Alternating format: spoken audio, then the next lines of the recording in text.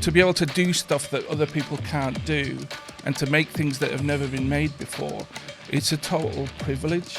Opening the eye of an idea is like opening up a portal. The idea of diversity of thought brings the best work. Stu, thanks for coming. Thanks for coming on the interview, the podcast. Not quite sure what we're calling it. The pilot. It is the pilot. So a bit of an intro first. Stuart Wilson, highly decorated creative director. Can I say award-winning? There's a few, probably not enough, but I've got a few in the bag. Award-winning creative director, AKQA, McCann, Havas, JWT. I mean, all the big famous agencies. You're the perfect person to kick off the series. Welcome. Creativity. I mean, being a creative is kind of a weird thing. How do you describe that to people that aren't in the industry? Well, first of all, I have terrible imposter syndrome. So when people say such things as big dogs and things like that, I kind of go, really, is that me? Because I kind of feel like I'm still 19 in my head. I'm sure it's well known. A lot of people do say those things.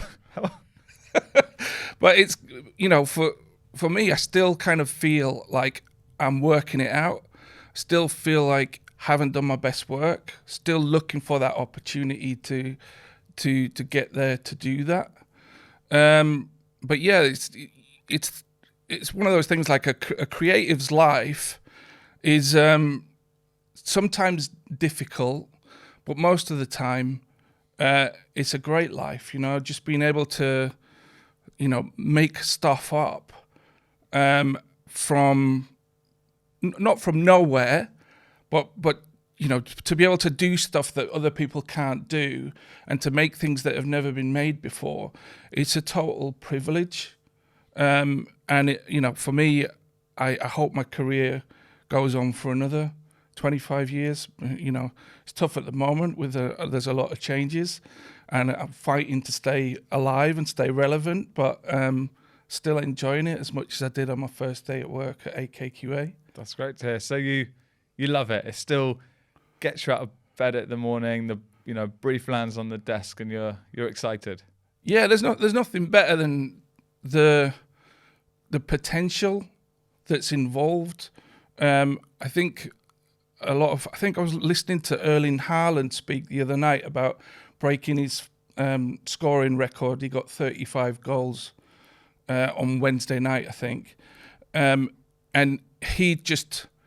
his quote when he was asked about it was that there was a lot of opportunity during the game, and he also spoke almost in a micro sense about it because he chipped the goalkeeper. It was a really stylish finish to get the 35th goal, right? And this all happens in a split second using instinct. And he said even running up to the ball in that last that last second, he didn't know whether he was going to put it to the right or the left. He just said that he saw the opportunity to chip it over the head. And so that's a really good metaphor for being a creative, is you're constantly looking for opportunity, and that's what you're paid to do. Yeah. So, I mean, you're talking about the instincts of a great striker. Do you find that your instinct is, being in the industry 20, 25 years, that you're honed and you're able to kind of crack a brief more quickly and more instinctively? Or is it still, the process is still, you've still got to go through the same process you did at the beginning of your career? Yeah, I think there's a period of growing up where you're following elders and you're learning from what they give to you, but you may not have consciously taken note of what's taking place. So you end up doing things automatically, almost like kung fu type of thing with a sensei, where you don't really know why you're throwing punches.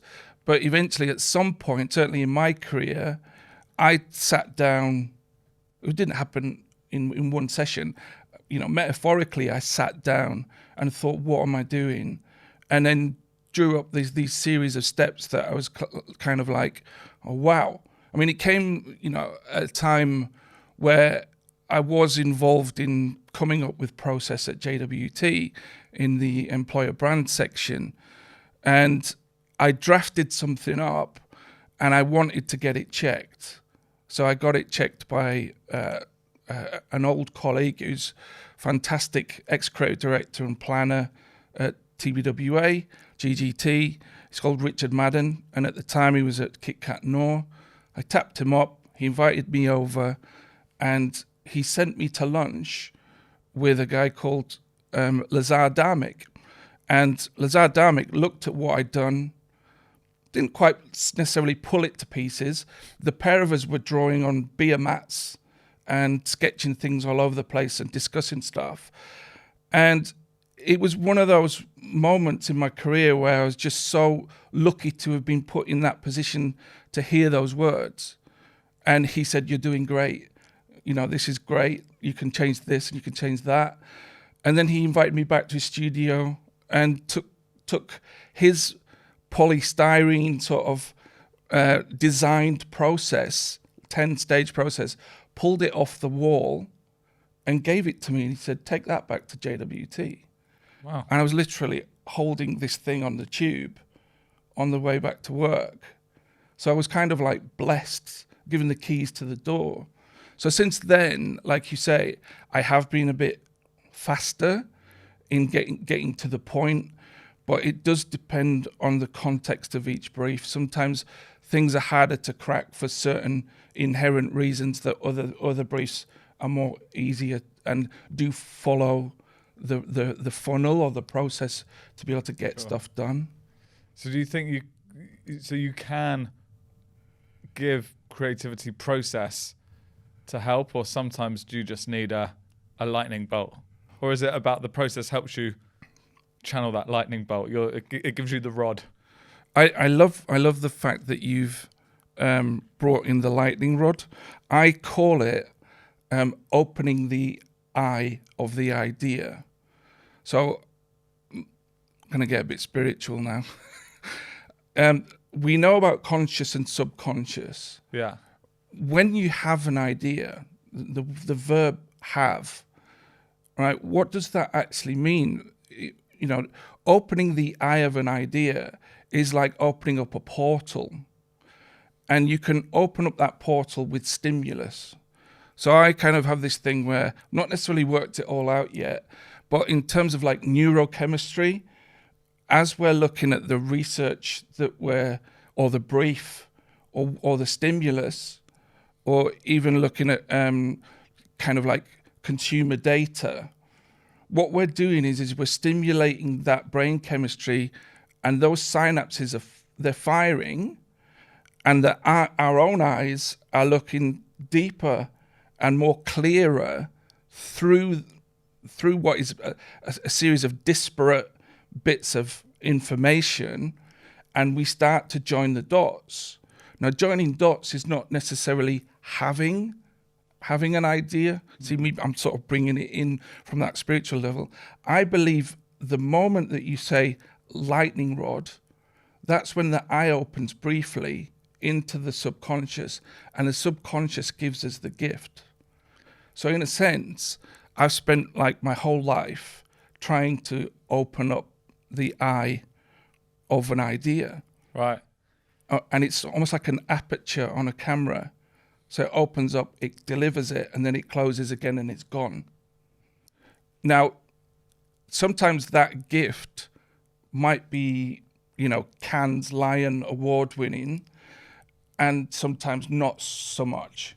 Sometimes when it comes through, it can be almost like cleared and finished, and you have your vision. So as a creative director, sometimes it may be quite weird to the rest of the team for the person to go, I know the way forward. We're going to do this, this, and this. And from that point on, we follow that person, and we don't ask questions because they seem to have it all sorted out. But other times it comes out and it's covered in Vaseline. It's blurred. you know, and we're really worried about it because we're not sure that it can actually live or it can do anything. But once it's out, if you can communicate that to your team, another part of the team, another person in the team can see past the Vaseline and they go, yeah, that is good. And they start to burnish it. Right, they can help shape it. And the collaboration part of it, then you start to say, there's oxygen here, but the kindling is turning into a fire, and there's something going to be born out of this. But I think until you get to the point where you admit to yourself that these gifts, they're actually not coming from you, from your soul, they're coming from your brain. It's something that you hear with songwriters or musicians quite a lot, you know, also creatives, that, you know, you might hear them talking about where the lyrics came from, where the melody came from. And often the response is, I just sat down and played it, or sat down and, wrote the lyrics to Wonderwall. It's like, it was just channeled. They don't even think it was from themselves. And I guess it's similar. You're just that rod, that eye, that portal for the idea, the creative, the writing, the script, the lyrics, whatever it might be. Yeah, and you know, those gifts, sometimes when you hear someone speak of it in that way, you think, oh, was the portal open for the length of Wonderwall for you to write it in real time? But actually, the vision, which is the biggest part of all of this, the vision which has come out of the strategy, and the strategies come out of the research, and the research has come out of the invitation to tender document, which has come out of the client who's done their own market research and found the problem that they came to the agency with. All of that stuff is standing on the shoulders of giants. That's another Oasis kind of reference. But it is true. It's like a pyramid. We stand on their shoulders until eventually the vision is high enough to see down almost. It's kind of strange metaphor, but it's this. But what happens is the vision happens really quickly, and for a split second. But it's like seeing your life before your eyes before you die. Your life flashes before your eyes. That's what they say, right? So it's almost like this whole project has flashed before your eyes. This whole solution, it's like a cheat sheet. The subconscious provided it because it was stimulated with the right things. The right prompts. Yes, all your team, your team who are in planning and strategy and all the bit before it gets to creative, they have to have done all of their jobs properly. Because if you're stimulating your brain on the wrong things, you're going to be a degree out one way or the other. So the important thing is when you have the vision, you must get it out of your brain. Because if it stays in your brain, you can end up walking around the business. And everyone in the agency just thinks you're an idiot because they don't know why you're doing what you're doing. So you have to spend a lot of time after having this spiritual moment of resonance and this gift. You have to go around and tell people about it, unpack it, draw a picture of it, play some music, whatever it, take a photo, whatever it is, you need to articulate the vision, and then we build the bridge from where we are now to when it's been completed. So at least we've got the vision of it being completed. Yeah. We just have to make sure we get that bit right. So, I mean, so much to kind of unpack within that, and so many things I want to ask you about, but collaboration is definitely one. Traditionally creatives would be a duo, a partnership. Was that something that did you work as a pair, as a creative pair within your career? Yeah, but kind of before, when digital people were just kind of unfashionable in a sense. My creative director at the time, Nick Moore, he saw value in digital, and he wanted to create a digital department within a direct agency, which was TBWA GDT. And so I managed to get in there early doors on that project. But what would happen is the 6 or 7 of us that were picked, we would get dropped in with creative teams. So that was in the days where it wasn't open plan. Everybody had an office, and it was glass etched, and you could have, Flat Eric on the shelf, and your collection of Star Wars toys. What you could dress your little cave the way you wanted to, and so ultimately I would have to take an empty chair and knock on the door and say, "Hello everyone, it's Stu from Digital. Nick's asked me to come in and sit in on this Vauxhall brief," and then they would have to let me in. Sometimes not necessarily that willing, because they didn't see my value, they didn't see my use. And at the time, I didn't really know what I was doing. My toes were curling up inside my shoes, but they called it the 3-person creative team. And so, this would happen where we were cross-fertilizing different skill sets with different art director, copywriter teams, and things started to come out of that. And you were and so it was art director, copywriter, and then they're plugging in digital as well. Yeah, I mean, they did try this, I heard, similar time at Saatchi and Saatchi, that was going on as well. There's other people who've come out of the industry who have said that almost like the 3-person team is very sort of, I know it sounds weird, but 21st century, even though we're 20 years into it, it's this thing where you have a salesperson, a hustler, and this sort of, not coder, but the person who can actually make stuff happen. And so the 3 of them work together. They're not necessarily art director, copywriter, and a suit. Yeah. But there is essences of those skill sets between the 3 of them. And so, certain agencies have used that to really good effect. But, there's still nothing wrong with art director, copywriter teams now, because the people who are coming through from communication arts and, Memphis, all these different places are educating people to think in the ways of all 3 skill sets in one person. It just seems that 2 people have got together who have an affinity to one another and have taken the decision to join an organization as a pair, and they're very good at kind of opening the eye and pulling out the idea, which may not be to do with brand communication. It might be to do with digital marketing or creative technology, or could even be product design, or a mix of all of them.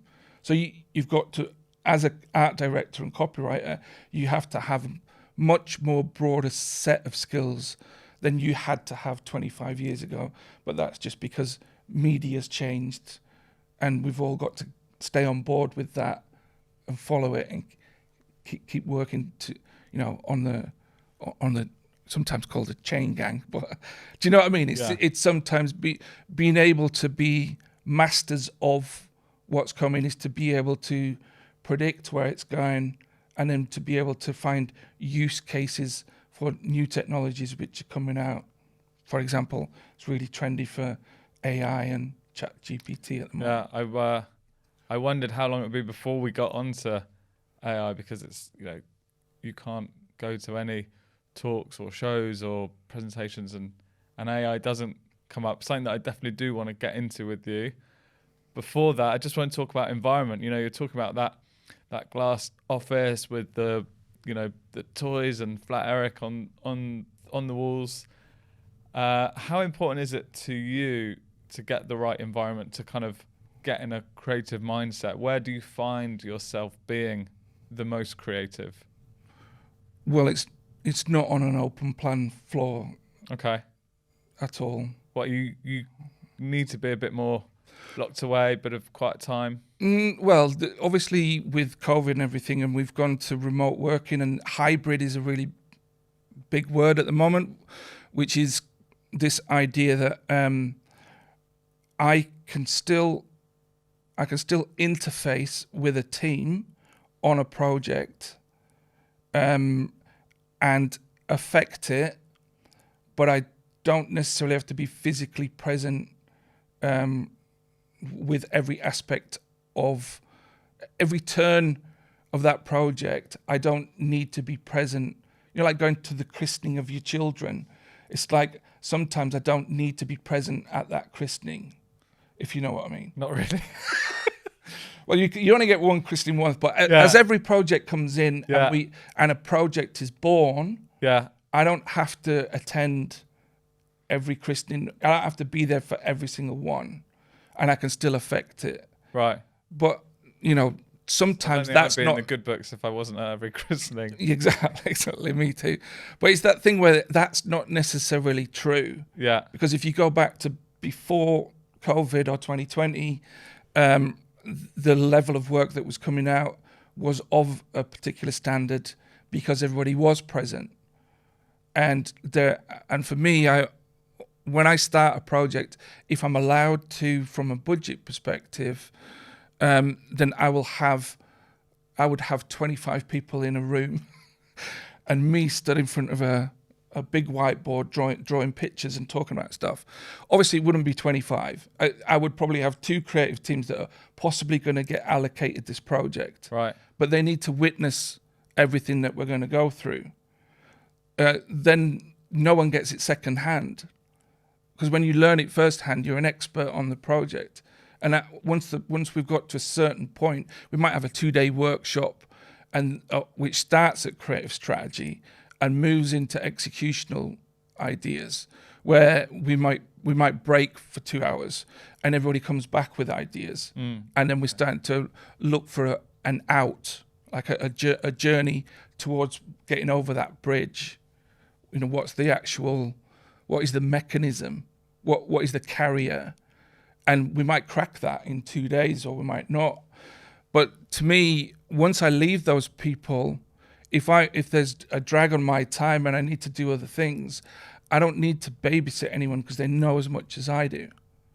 And at that point, I've given them the vision, and we've discussed the vision, and maybe we moved the direction of the vision together, because that was the right thing to do. Because not that they knew better than I knew, but because it actually, the idea of diversity of thought brings the best work. And if you don't know that, you shouldn't be in advertising. You shouldn't be in, whatever it's called now.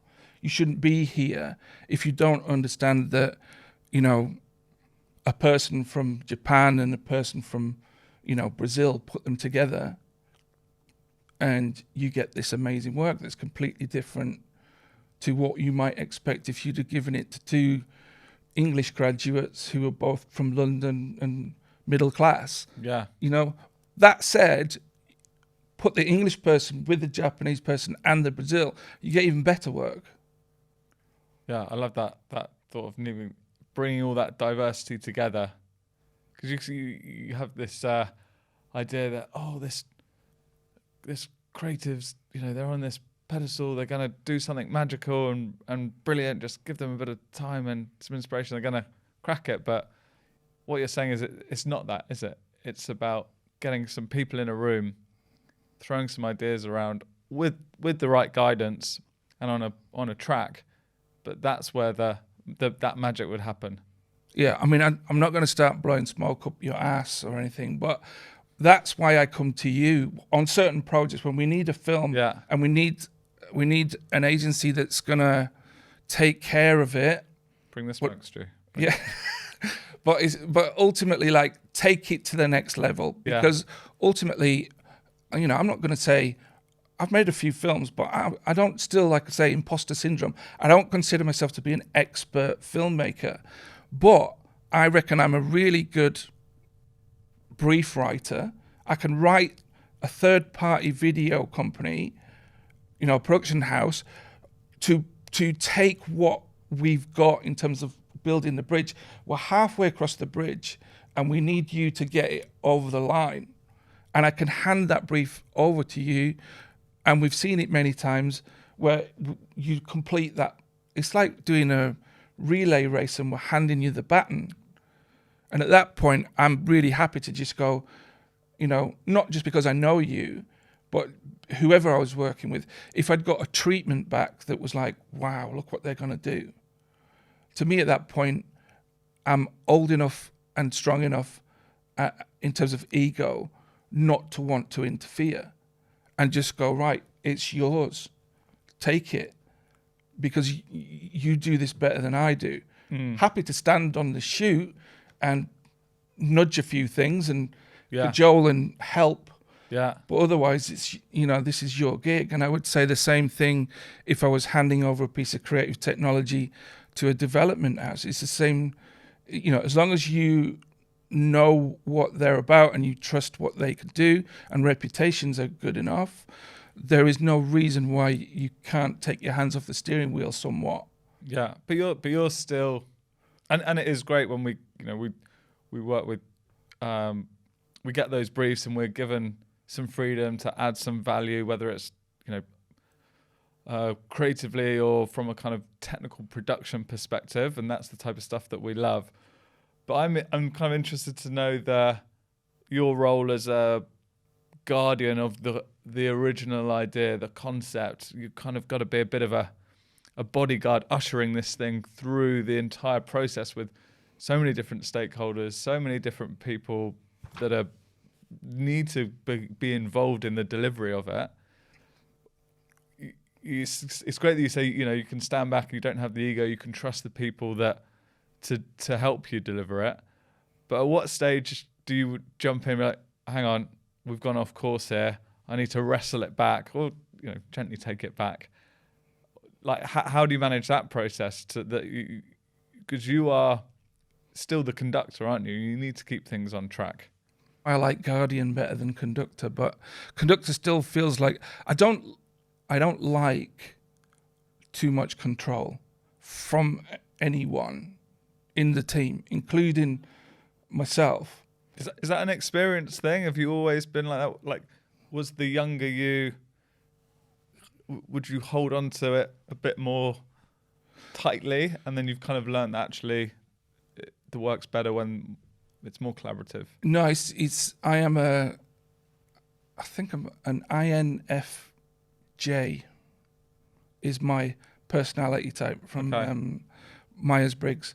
So going back to that sort of spiritual thing I was talking about before about these gifts, I know that my type, my personality type, the way that I'm engineered, the way that I grew, the form that I became, doesn't respond to the stick.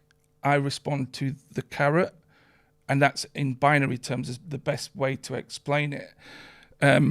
I don't think, from my experience, that having, when I say control, I'm talking about, certain management styles, which have been deployed upon me, and I've seen deployed on other people, do not bear the same fruit.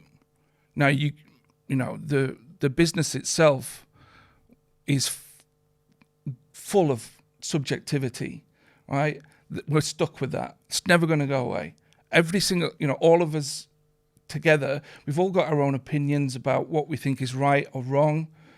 And sometimes it's like survival of the loudest, the person with the strongest opinions sometimes wins. Or who's ultimately paying the bill.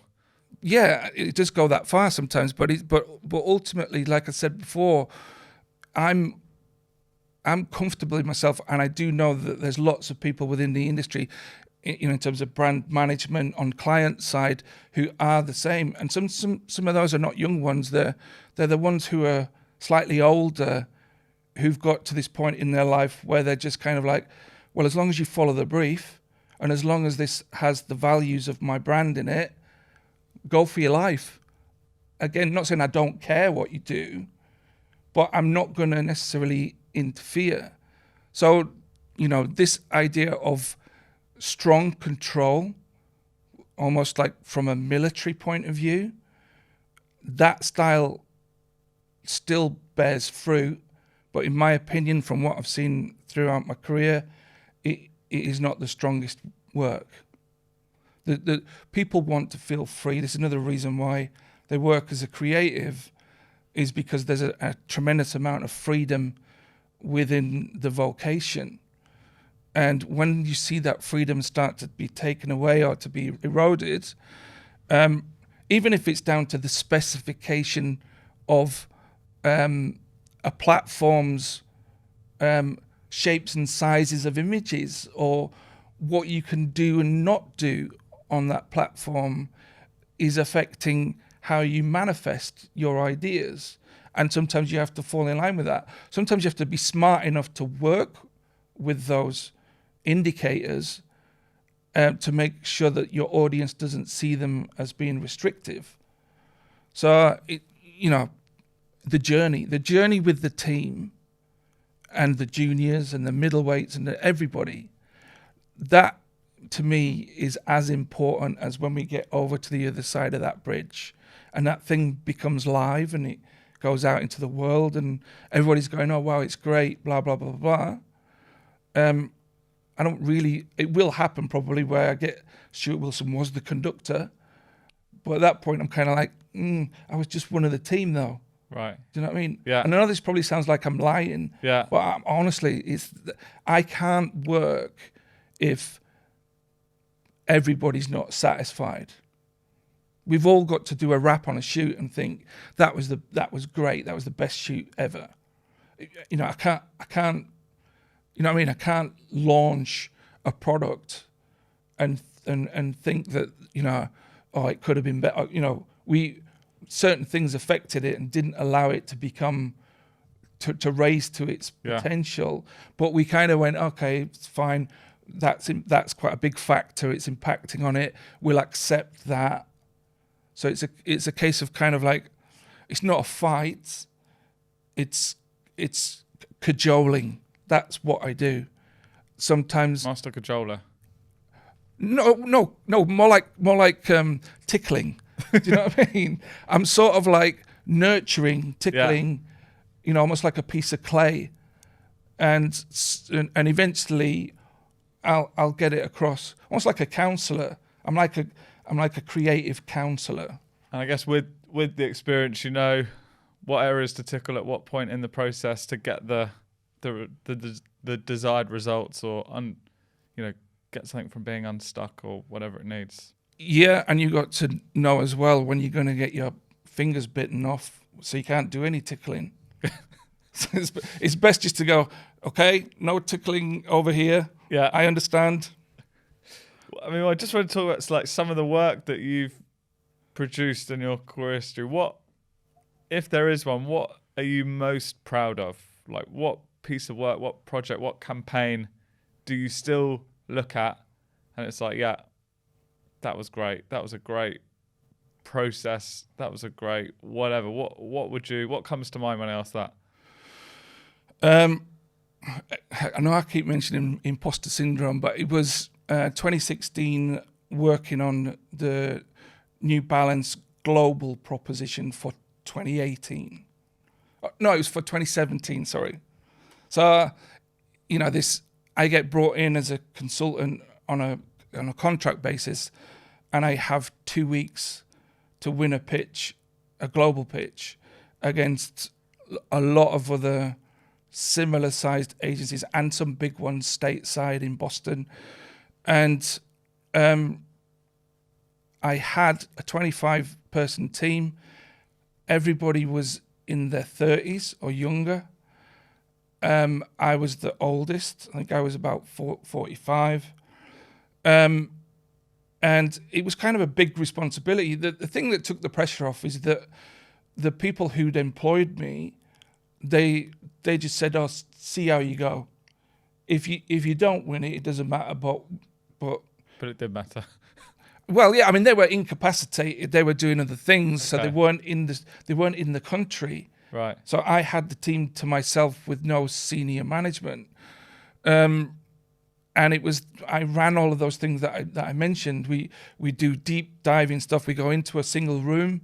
The room has a full wall, a glass wall, and we can write on it and basically designate areas, brainstorm, theorize, sense check, actualize. It all happened in that room. And ultimately, as I say, the end of the first week, the tissue session, we presented 5 ideas to the client and they wanted to run 2. And that's never happened to me in my career. The reason why I think it was happening is obviously, without going into too much, I'm a footballer. I've been a footballer since I was 6 years old. And throughout my career, I'd managed to get up to, make semi-pro sort of regions, playing for Cockfosters. This was when I'm too old to play anymore, and it's finished. But my knowledge of sport and sort of, call it kinetics, that knowledge bank was kind of it was ready to deploy on the right brief, and that brief came along. And that was I guess coincidental, or had that senior team brought you in knowing that you had that knowledge and deeper understanding? They brought me in because they knew that I'd worked on Nike when I was at AKQA, I'd worked on Puma when I was at JWT, and I'd worked on Adidas when I was at Tequila. So they kind of just picked those 3 brands and went, if he's done that, he could probably handle this. But I mean, it was just one of those moments where when it got to the presentation, we had 2 mood films created in-house. We had the start of the brand guidelines for how that would roll out in multi-channel. I mean, the team was amazing. Just the industry in that team and the quality of that work. Like I said to you before, so some of the design work was above and beyond what I could even create myself. And that's my, if you want to call me a T-shaped person, I'm a designer through the middle. So, it was like everybody hit 10s. Every single person hit a 10. And and they bought one, and then they said, we'll run the other one next year. Wow. And this is something I've never seen in all my days, in every iteration, in every other organization I've ever worked with. And obviously, I'm jumping around in my bedroom, in my pants, going, I am a creative director. I've arrived. Yeah. And, well, imposter syndrome. Yeah. Well, for a while. But it was still kind of like, this is the global brand proposition. I think it's a $4 billion sports firm. And it goes out to Atlanta and they check the work in an exhibition with all the marketing leads from every part of the planet. And they all agreed they wanted to run it. So it's still, even though we'd done it with the brand management team, it still had to pass all these stakeholders from all over the world who are going to say, can I sell my quota of apparel or footwear in the next 12 months running this proposition? And they all said yes. Brilliant. And so, it's just, it's not just the fact that we achieved that. It's the fact that, it was so monumental. Yeah. And the work itself as well, we called it beat predictability because it was, going back to the football thing, it was like drop your shoulder, go the other side of the player. And it's just a basic tenet of dribbling. Messi does it 27 times a second, doesn't he? It's constantly like dropping shoulder. That's, you show someone a fake, but then you move to the other side. So you're beating predictability. So it was really original thought that just came from kinetic. This idea that your body moves beyond your consciousness, and the subconsciousness is the thing that fires the synapses so quick that in a very short space of time you can move your body in ways, It's back to that instinct, isn't it? Yeah, I mean, it's not like the Matrix, you know what I mean? It's not that sort of thing, but it's just when you watch football, how many times do players take other players on? And obviously some are better than others at doing it because, I'm going to quote from Maradona, football is a game of deceit. And that is what dropping the shoulder is. You're deceiving the other person with your body language to move into the other direction. So, I'll be proud to sit with my grandchildren when I'm 80 and tell them about dropping their shoulders. Yeah, yeah. I was just seeing if it was New Balance on the feet, Puma today. And then, do you still look at, work all around you and think, that's brilliant, that's not so much, just judging stuff? What is there something that you just thought, that is brilliant, I wish I had thought of that, or do you not have those thoughts? I do. Again, from the idea of, I suppose, excellence, so the highest quality work that we can talk about. Dan Wyden coined the term "just do it." I'm sure he had, a team of people around him, and he was in a room, and they were all putting up different suggestions until eventually something clicked, and collaboratively, just do it comes out. But for me, if I'm jealous, if something makes me green with envy, wishing that I could get in a time machine and go back in time, it would be to go to 1988 when that particularly launched. The weird thing is when it... What, to be a fly on the wall on that process where they landed on that? Yeah, because the weird thing is like when you're running brainstorms or workshops, when you're trying to crack something, particularly at the brand level, when you go into sort of like archetypes. So we all know about archetypes driving a lot of common stuff, and when you combine different archetypes, you get different types of brands coming out of them. And it is a core tenet of building a brand. There's lots of different tools that you can get to use it. I use Knockwood cards that I would recommend.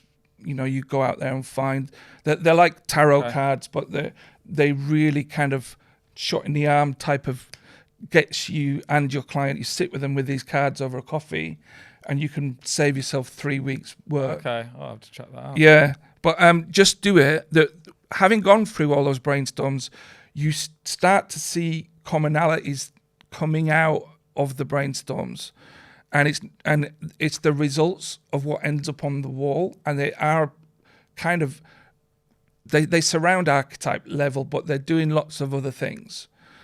Now, what I found is, in terms of, call it like an out or an interpretation of a brand, we used to say at JWT, there's a brand shelf in everyone's mind for every brand. So there's a Coca-Cola one, and brand equity is put onto the shelf over a period of years until eventually that shelf is absolutely bustling and thick and broad.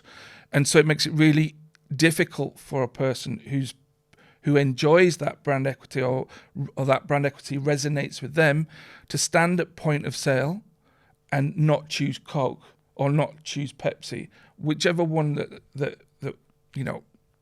and that's the battlefield, right? Is those shelves being made. But for me, the strap line, just do it. I did test it once. I think it's got 17 inflections. All right. So there are 17 different ways that human beings read that line, and it means something different to them. Like when you say, if there's a car accident and 10 people witness it, the police interview 10 different people and they get 10 different points of view of what happened. If you're saying how much or how broad can a brand be to mean something to the most people in the audience, then just do it, to me, has that ability, and that's why it's excellence. That's why it's absolutely top quality work, very difficult to be bettered, and has stood the test of time, unbelievably. So what, 1980s coined and still totally valid today? Yeah, I mean the first ad was a little old man running across the bridge in San Francisco, just with a VO. Very simple film. It what it's turned out to be is it's grown, but the essence is still the same. If you read the script of that film, it's still the same thing, but it's been amplified, right? That's the kind of like the next stage for us all, isn't it? With each of these projects, is to come back and amplify again, build that brand shelf. I love that analogy of the brand shelf. So you mentioned time machine. If you had one, if you're able to go back in time and give yourself, your younger self, one piece of advice, Stu, what would that be? I have written it in my notes. What future you gave it to you? Yeah. It's being mindful of telling the truth, because it can damage your career. Telling the truth can. Yeah. And what I mean by that is kind of sometimes you have to what is that, going back to idioms, you have to kind of butter it up, don't you? You sort of have to make what you're about to say palatable to somebody else. You're talking in a kind of professional environment? Or just yeah, like we say, whether we're talking to stakeholders or colleagues or bosses, anyone really.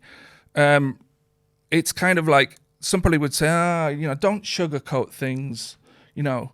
It's not the right thing to do. You should be authentic and all these sorts of things. And all that's all sort of well and good. And when I was younger, I used to be into that Bob Marley quote that was like, I would rather die fighting than become a slave for the rest of my life. And I remember the moment I read that, and it was like this, the schism, where I was like, bloody hell, yeah, that's what I feel. I don't want to be controlled. I don't, all this sorts of stuff. And then out of that can come probably a persona which is, you might want to say cocky or not overconfident, but kind of like very sure of themselves, uber confident, and not scared of kind of dropping bombs, mic drops. And as I've grown older, the damage that has done, not just on me, but on other people, colleagues, friends, bosses, clients, that's what I would go back and fix. What was that Channel 4 show where that guy used to go and undo stuff? What? My name is Earl. My name is Earl. I was going to say Life of Earl. My name is Earl. And he goes back and rights the wrongs. Yes, I would do, instead of getting into the spaceship, I would get into the old rusty car and go back and talk to all these individuals. Yeah. And say, look, I know how I came across that day, pressed a massive button on you, and I'm sorry. I wasn't trying to upset you. I was just trying to kind of, I guess, be right. And this is what you have to go through to learn, to say, it's not really about me. Maybe that's why the imposter syndrome stays, is because there's that feeling of not getting it right by everyone. And I know you can't get it right by everyone, but it's just this thing where you kind of go, I could have said that in a better way that probably would have been a win-win. Yeah, and that's just experience, isn't it? And you've got to go through those to learn the lessons to inform the next time you do it. Right, final bit, Stu. I'm conscious of the time. So I've got a little creative brief / challenge for you. So, well, it's kind of two parts actually. This is the pilot of this little kind of interview series. The working title has been Creative Minds. Keen to know if you think that's good or not before we commit to it. And then the second part of that is when this goes out, we will obviously need a little thumbnail. If I gave you the brief of can you design that thumbnail, what's it going to look like? Does it have copy? Is that something you can unlock in the next couple of minutes? Sketch it out, brief it to me, as if it's going to a designer or a little team, whatever. That's my challenge to you. A few minutes on the clock. Can you come up with an engaging, attention-grabbing thumbnail that will just encourage people to be like, oh yeah, I'm gonna watch that. I'm gonna listen to that. Let's click on that. I think all our discussions about, the eye of the idea, and we talked about this aperture. I think there's something in the idea of, the brain, but kind of with wings on or with kind of sneakers on. Okay. Some kind of way of, anthropomorphization of, of a kind of a cheeky brain, something being ready. So it's almost like the brain's in the blocks, ready to sprint round the race and get the answer. But the flashing cursor is suggesting I'm thinking. Yeah. Thinking. And then a tagline to put underneath it to sum up this conversation. Oh, tagline. Work hard, stay humble. Work hard, stay humble. I love it. I think that's probably us time. Stu, thank you so much for being part of our pilot, the first ever Creative Minds conversation. A lot has been discussed. I really appreciate that. A lot has been shared. Thank you very much. And I think that's kind of concludes things. Thank you very much. Thanks for having me. You're welcome. Anytime. Next time, maybe we will do it over a pint. Yeah, I'll buy. We've recorded that.